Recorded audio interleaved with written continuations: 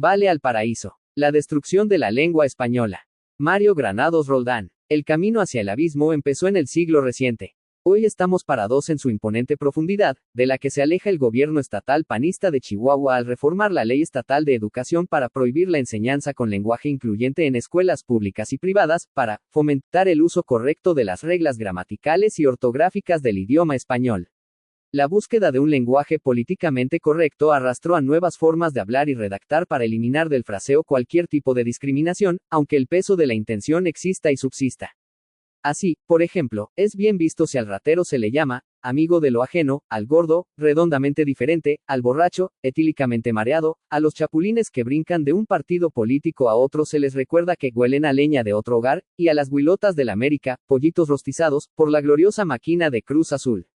El asunto se vuelve insoportable cuando los genéricos masculinos ceden una parte de su histórico espacio a los genéricos femeninos, hasta convertir al lenguaje en una farragosa comunicación oral y escrita. Imagínese al candidato famoso y repetible de Mario Granados Roldán, en los tiempos campaña de proceso electoral 2026 a 2027, dirigirse a sus miles y miles y miles de simpatizantes haciendo uso de la oratoria cretina: señoras y señores, compañeros y compañeras de partido, amigas todas y amigos todos. Me siento muy honrado de estar con las obreras y los obreros de México, luchadoras y luchadores incansables del porvenir de nuestro México, de sus familias, de sus hijas y de sus hijos, de sus nietas y de sus nietos. Los asistentes, aburridos y cansados, vaciarán la plaza de la patria por la repugnante provocación. Algunos descerebrados, dueños de la cultura pirata, han llegado al extremo de proponer la inclusión de la palabra albañila en la lista de trabajadoras escasamente solicitadas por la industria de la construcción. Hace 15 años recibí el correo de un amigo. Adjuntaba el texto contra la tontuna lingüística, un poco de gramática bien explicada, escrito por la profesora de música en una institución pública.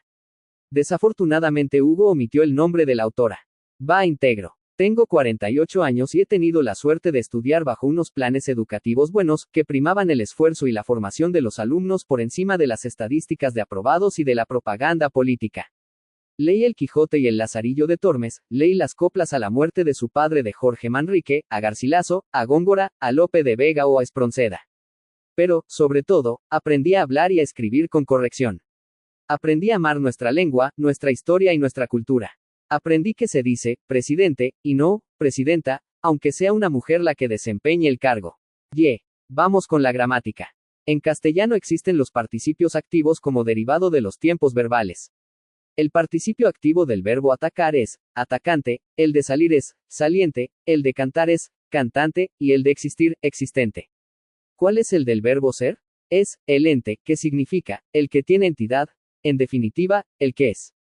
Por ello, cuando queremos nombrar a la persona que denota capacidad de ejercer la acción que expresa el verbo, se añade a este la terminación nte. Así, al que preside, se le llama presidente, y nunca presidenta, independientemente del género, masculino o femenino, del que realiza la acción. De manera análoga, se dice capilla ardiente, no ardienta, se dice estudiante, no estudianta, se dice independiente, y no independienta, paciente, no pacienta, dirigente, no dirigenta, residente, o residenta. Y ahora, la pregunta del millón: ¿nuestros políticos y muchos periodistas hacen mal uso de la lengua por motivos ideológicos o por ignorancia de la gramática de la lengua española? Creo que sí, por las dos razones. Es más, creo que la ignorancia les lleva a aplicar patrones ideológicos y la misma aplicación automática de esos patrones ideológicos los hacen más ignorantes a ellos y a sus seguidores.